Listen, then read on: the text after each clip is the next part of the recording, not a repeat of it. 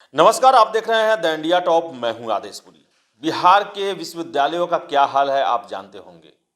कई ऐसे विश्वविद्यालय हैं जहां पर कभी भी लेक्चर नहीं चलता है और सिलेबस तो कोई जानता भी नहीं है। स्टूडेंट केवल उन कर्मचारियों को जानते हैं जिनके मार्फत वो एडमिशन लेते हैं, फॉर्म फिलअप करते हैं, मार्कशीट लेते हैं और प्रमाण पत्र लेते हैं।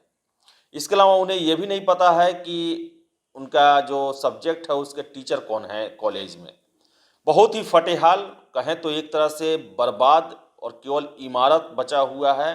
विद्या गायब है बिहार के विश्वविद्यालयों से, और गायब होगी भी क्यों नहीं। कल ही आपने सुना होगा कि मगध विश्वविद्यालय के कुलपति डॉक्टर राजेंद्र प्रसाद के विभिन्न ठिकानों पर स्पेशल विजिलेंस यूनिट के द्वारा छापेमारी की गई। और ये छापेमारी की गई उनके द्वारा जो है अपने दायित्वों का निर्वहन न करते हुए गलत तरीकों से जो फंड होते हैं उसके इस्तेमाल करने का। आपको हम बता दें कि डॉक्टर राजेंद्र प्रसाद जो हैं वो कोई मामूली या कोई ऐसा नहीं है कि पहली बार वो वीसी बन गए। उनका आप रिकॉर्ड देखिएगा तो काफ़ी ये कहें तो ज़बरदस्त जो है उनका रिकॉर्ड रहा है उनका अपना। और मगध यूनिवर्सिटी के वो वीसी बनने से पहले इलाहाबाद यूनिवर्सिटी के भी वो वीसी रह चुके हैं, कुलपति रह चुके हैं। दीनदयाल उपाध्याय गोरखपुर विश्वविद्यालय के भी वो वीसी रह चुके हैं। और इसके अलावा बताएं आपको कि वीर कुंवर सिंह विश्वविद्यालय भोजपुर के भी वो वीसी रह चुके हैं और अभी मगध यूनिवर्सिटी में हैं वो। और जिस तरह से उनके पास पैसों की बरामदगी हुई है उसे देखकर यही लगता है कि राजेंद्र प्रसाद जी जो हैं वो विश्वविद्यालय में पढ़ाने के लिए नहीं बल्कि वसूली करने के लिए आते हैं। ये देखने के लिए उनको स्थापित नहीं किया गया था कि विश्वविद्यालय कैसे रन करेगा, कैसे पठन पाठन का कार्य होगा, कैसे प्रयोग और जो भी एक नई सोच का जो विकास होता है, शिक्षा का जो विकास होता है विश्वविद्यालयों में, वो करना था उनको कार्य। लेकिन उनके द्वारा इकट्ठा की गई संपत्ति से ये लगता है कि वो सिर्फ और सिर्फ लूटने के लिए आए थे। और ऐसा ये नहीं है कि राजेंद्र प्रसाद ही, मुझे तो पूरा विश्वास है कि जिस तरह विश्वविद्यालयों की स्थिति है बिहार के, उससे देखकर यही लगता है कि जितने और भी वीसी होंगे वो भी अपने कर्तव्यों का निर्वहन जो है ईमानदारी से नहीं करते होंगे।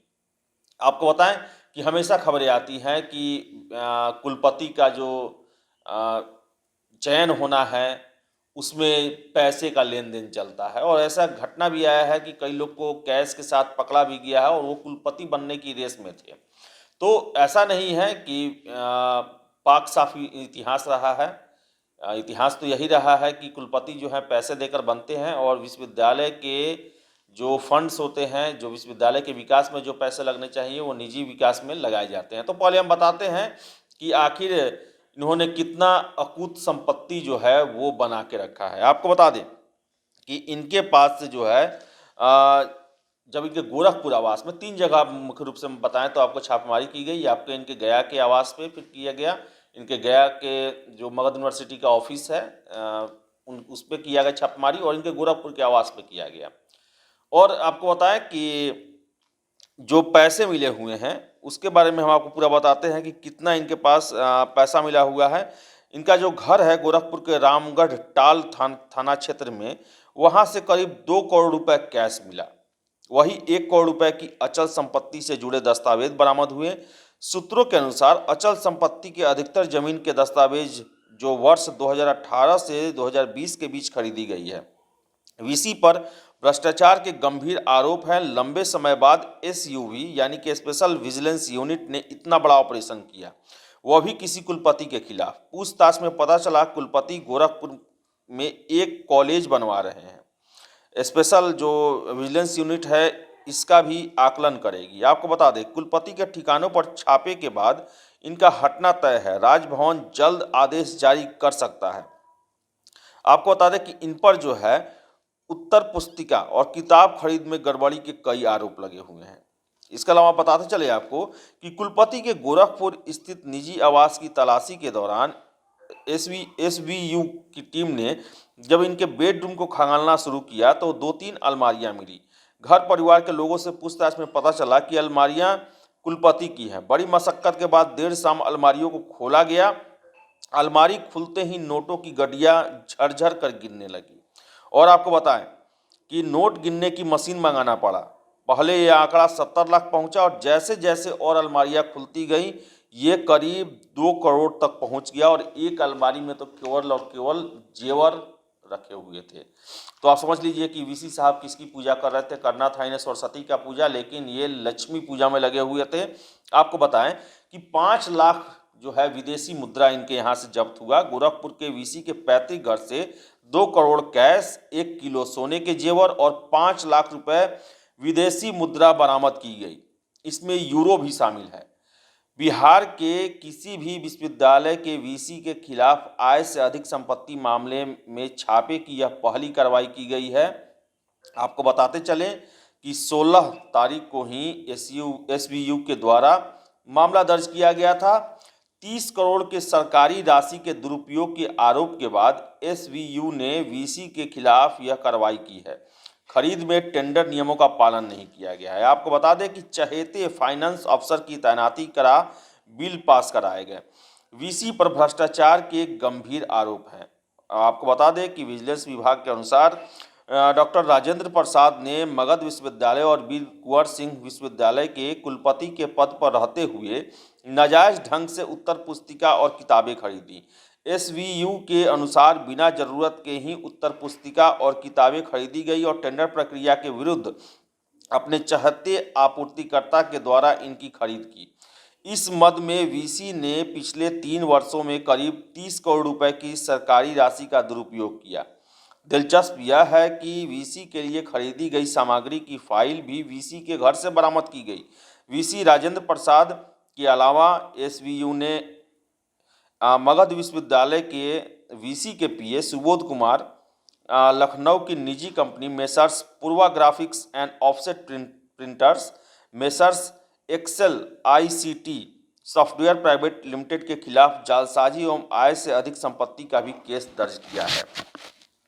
आपको बता दें कि जो स्पेशल विजिलेंस यूनिट को जो दस्तावेज मिले हैं उसके अनुसार विश्वविद्यालय परिषद में मात्र 47 गार्ड कार्यरत हैं, लेकिन 86 गार्ड के वेतन की निकासी की जा रही है और हर माह राशि गबन की जा रही है। सूत्रों के मुताबिक वीसी ने कई अन्य घोटालों का खुलासा भी बहुत जल्द होगा कि कैसे तरीके से घोटाले किए गए हैं। आपको बता दें कि इसके अलावा वीकेएसयू आरा के वित्तीय पदाधिकारी ओम प्रकाश और पाटलिपुत्र विश्वविद्यालय का रजिस्ट्रार जितेंद्र कुमार के खिलाफ भी जालसाजी एवं आय से अधिक संपत्ति अर्जित करने का मामला दर्ज किया गया है।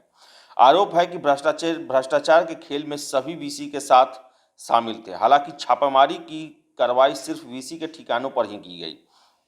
एसवीयू के अनुसार जांच में यह बात सामने आई कि डॉक्टर राजेंद्र प्रसाद ने जब तत्कालिक वित्तीय पदाधिकारियों पर गलत ढंग से भुगतान के लिए दबाव डाला तो वो इससे इनकार कर दिए। इसके बाद वीसी ने अपनी रसूख का इस्तेमाल करते हुए वित्तीय पदाधिकारी को विश्वविद्यालय की सेवा से बाहर कर दिया और अपने चहेते पदाधिकारियों को विश्वविद्यालय में पदस्थापित करवाकर उनसे अपने मन मुताबिक भुगतान कराया।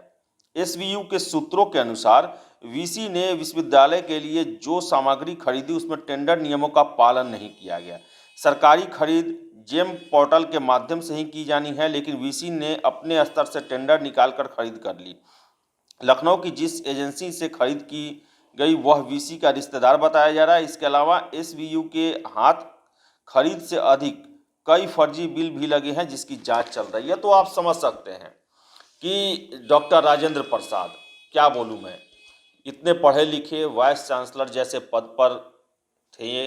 और ऐसा भी नहीं है कि ये मगध यूनिवर्सिटी में कोई पहली बार बने। इससे पहले इलाहाबाद यूनिवर्सिटी, गोरखपुर यूनिवर्सिटी, बाबू कुंवर सिंह आरा विश्वविद्यालय में और उसके बाद मगध यूनिवर्सिटी में थे। और इन्होंने अकूत संपत्ति बना रखी है। इनके पैतृक आवास से जैसे जितने इनके मिले पैसे, 2 करोड़ कैश अलमारियों में भरे हुए और 1 किलो सोना, पूरा जो अलमारी है वो जेवरात से ही भरा हुआ था। 5 लाख की विदेशी मुद्रा थी जिसमें यूरो भी शामिल था। तो आप समझ सकते हैं कि आखिर ये किसकी सेवा कर रहे थे और किसका भविष्य बना रहे थे। इन्हीं के विश्वविद्यालयों में बिहार के हजारों छात्रों का भविष्य अंधकार में जाता है। मैं दावे के साथ कह सकता हूँ कि बिहार के जितने भी विश्वविद्यालय हैं वहाँ के कर्मचारियों, जो भी प्रोफेसर हैं, वीसी हैं, जो भी अधिकारी हैं, उन सब के खिलाफ अगर सर्जिकल स्ट्राइक किया जाए इसी तरह, तो पता चलेगा कि कैसे वो बिहार के विश्वविद्यालयों को बेच कर अपने निजी फायदे में और संपत्ति बनाने में उसका पैसा लगाए हैं।